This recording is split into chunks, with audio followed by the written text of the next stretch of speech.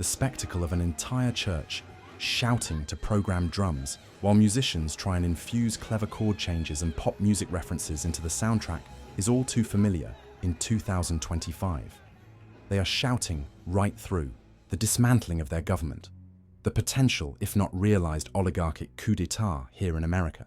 There is an evangelical mob who couldn't care less if the oceans boil over because of global warming, because this world is not their home. Yet they are, quite obviously, living here as our neighbors. This dim-witted mob is not discerning enough to realize that the past 2,000 years of history is probably a good indication that no first-century prophet is coming back soon. If the writer of the book of Revelation was recording the words of the Alpha and Omega when he penned the words, "Behold, I come quickly," this alpha male was lying, because here we are 2,000 years later and nothing has changed. The signs of the end of the age given in Matthew 24 are and have been applicable to every epoch of human history, including those preceding the alleged predictions of that chapter. Because of the cataclysmic descriptions in that chapter, we now have to live along with people who see horrible events as a good thing. The destruction of our planet, wars, and the breakdown of familial and social relationships has been transfigured by a few absurd paragraphs into something desirable. It is in the context of this kind of evangelical fatalism that I now reflect on my deconversion. The transformation of the worldview I had since the time of my childhood did not happen overnight, but when it finally became complete, it made sense of a world that I had never truly seen. How is it that I went so many years without subjecting the mythological basis of my worldview to more serious interrogation? It was 2010 or 2011 when I first felt the crack. I had heard that unbelief was primarily a moral issue, and while this kept me from even considering the idea that the story of redemption was a myth, I had spoken to my beloved pastor, a scholar and author, because after a move out of town, I was confronted with the reality that certain pastors within our denomination held to and taught theistic evolution. I figured if I could hear it from my intelligent, very literate theologian pastor back home, perhaps I could retreat into the realm of biblical literalism and feel insulated from the thoughts I felt were assailing my mind. I asked him about the word day in Genesis 1. He, rather dispassionately, expressed that he believed the word to be literal based on the way it was used contextually, and the fact that the Sabbath principle was based in a more or less literal interpretation of the word. As he closed the church door, I stood there, looking directly into his face, a thing I rarely did with people due to childhood trauma. I was, unconsciously, listening for reassuring words and body language with my ears and eyes. I was eager to see how his face aligned with the words pouring from his lips. He was an honest man. He was reliable. Every day during the week, he would hold prayer at the church, inviting members of his megachurch to join him quite early. I believe it was at 6:30 or 7 a.m. in the sanctuary, for supplication which he led faithfully. I had attended a number of the early morning prayers, making the effort to be disciplined and hoping to draw closer to God in a practical way through fellowship and prayer. I say all of this to emphasize that this was a man I trusted. He always returned my emails. He would allow me to schedule meetings for counsel when I needed spiritual guidance. I trusted him. Then there was life in the new city. As I traveled back, I held his opinion in high regard and resolved to simply ignore the theistic evolution I again found I was surrounded by. At some point I made a trip back and over lunch asked yet another pastor about theistic evolution. I can't now remember exactly what the answer I got was, but it wasn't a confident evisceration of the theory of evolution, but a somewhat unsatisfying and non-committal back and forth. He was, however, emphatic about the non-scientific nature of the opening chapters of Genesis. So there I was, now surrounded by very respected PCA pastors, with an evolutionary theistic stance, and faced with the reality of my former pastors' decidedly fundamentalistic views on the subject. I was late to the internet age. I had just bought my first laptop, and now I could check out a few things on my free time after work. I had heard for years that not all biologists were evolutionary, so I began looking for the websites and counter-arguments against evolution from this group. To my shock and dismay, there was not much material from them at the time. There was a website, a rather poorly designed one, with very weak arguments on it against evolution from some sort of scientist, but it just felt very weak. I also soon discovered that there was not a large number of creationist biologists arguing against evolution, and this was a significant blow to my confidence. Let's take a moment to summarize the events so far. I find myself in this city with a vibrant and thriving community of believers. I soon realize that core tenets of my faith are considered somewhat anti-scientific. I speak with my old pastors about the science of early Genesis. The one tells me he is confident of a 6-day creation. The other just retreats from the discussion of biblical science. I acquire my first computer. So, the story continues. I was now left trying to make sense of how I could have a 6-day creation, which includes God placing stars in the firmament for signs and seasons. The closest star would not be seen by someone standing on Earth for over 4 years after it was created. The sky would be a black void at night. The creation of man is presented in the text is a capstone moment of creation, a kind of finishing touch. He arrives on the scene in a universe and planet, which ultimately hosts him. This is not representative of the world that we have come to know through science. This was one among many realizations I had that, although very basic, began the unraveling of my faith. I had encountered evolution and taken science and biology classes through grade 12 and in college, yet somehow I was insulated from taking the science seriously wherever it conflicted with the faith I was presented with in church. I was helped along by the fact that teachers and educators also attended churches that I had been to. So there seemed to be good reason to continue to simply separate the two and side with religion wherever the two differed. Now, realizing that defending the fundamentalistic view I had of biblical science would be impossible, I turned to the one place I felt my religion could thrive. That is, morality. For me, confronting great moral evil might force me to retreat to the religion as an escape from the unbelief that I now felt was creeping in, if not rushing in.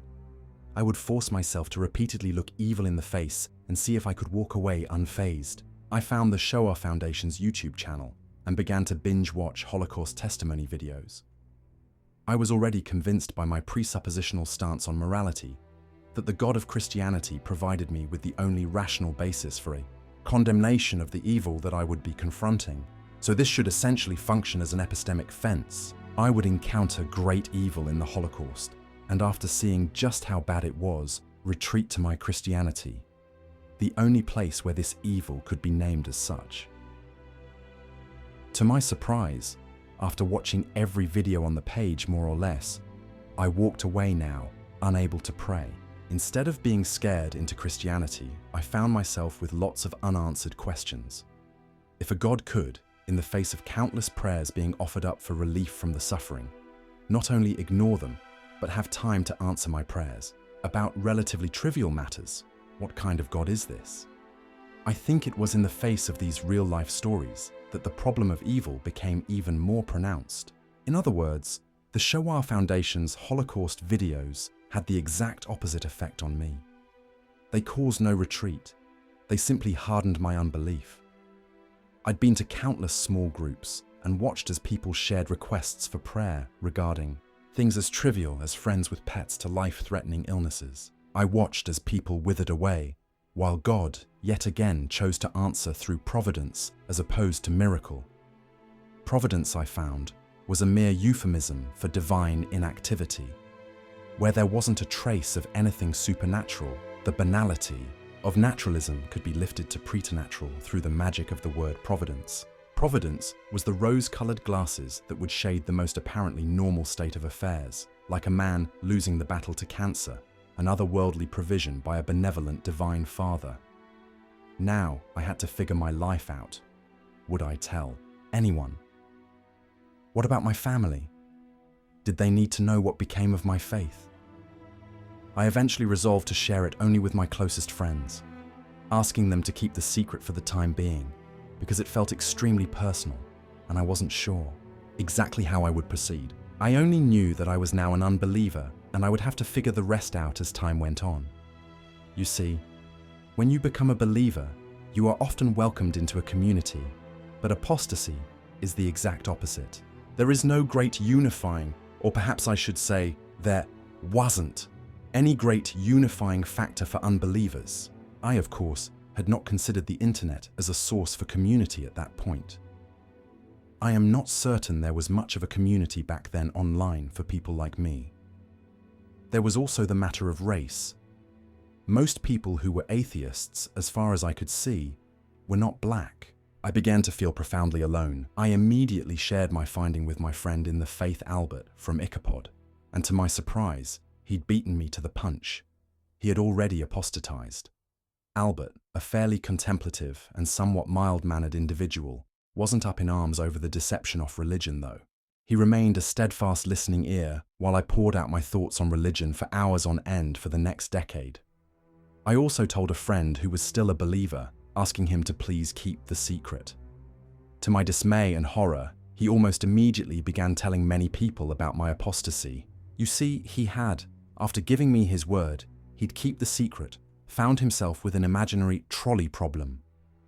In philosophy, the trolley problem involves a hypothetical situation where a person is faced with the moral dilemma of refusing to push a single individual in front of a trolley to save many others, and the prospect of not doing so, which would result in resigning a crowd of others to a rather immediate death. To put it biblically, he, like Rahab, who sold her people out to save her household, believed the moral so-called good of relaying my secret to others, because of the urgent need for prayer on the matter, surpassed the moral obligation to keep his word.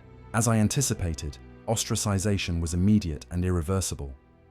Ironically, providence, the ubiquitous euphemism for divine inactivity, would not be the means used to alienate me, but the Christians themselves, having been afforded the knowledge of my deconversion through a so-called prayer request, would do what their imagined and inactive deity couldn't do. They would, instead of relying on prayer, which according to the text availeth much, ensure that if providence was at all active, it would be through their decisive alienating behavior. Friends who were once quite available were now hard to reach. I would go on to be despised and rejected of friends, a man of sorrows and acquainted with grief. It wasn't all bad though. There was an eerie feeling of emancipation as I freed my mind from the manacles of my prior indoctrination. I even began to feel a bit of pride in my new accomplishment. For so long I felt pride was never a good thing, but here was something I could say I had done for myself. In fact, some years now, after having become an adult, I was able to finally say that I had made decisions about what I believed based on my own thinking. As I thought through the origin of my faith, the childhood immersion in Christian claims as foundational truth, I realized that many of the people who had passed the faith on to me were actually not very critical thinkers. They, almost to the person, had simply inherited their faith from their parents, and so on. No one, as far as I could tell, had ever questioned any of it. They hadn't questioned their Protestantism, their Pentecostal faith, their reliance on the KJV, etc. Their faith was simple and could, rather easily, be traced back to slavery. I cannot pursue this thought as I would like in this presentation, but it is a curious fact that the accident, or quote, providence, unquote, of history gave them this faith, and it was merely a tool of subjugation. The theodicy of Joseph in Genesis 50, the old, "You meant it for evil, but God meant it for good," is the refrain of many Black Americans when faced with the origin of their Christian faith. But when thought about intently, it should raise a lot of questions. I will end part 1 of My World Was in Shambles here and pick up the story in another video. Please remember to like, subscribe, comment, and share as I try to build this channel as a resource for people at a similar place in life. Thanks again for watching.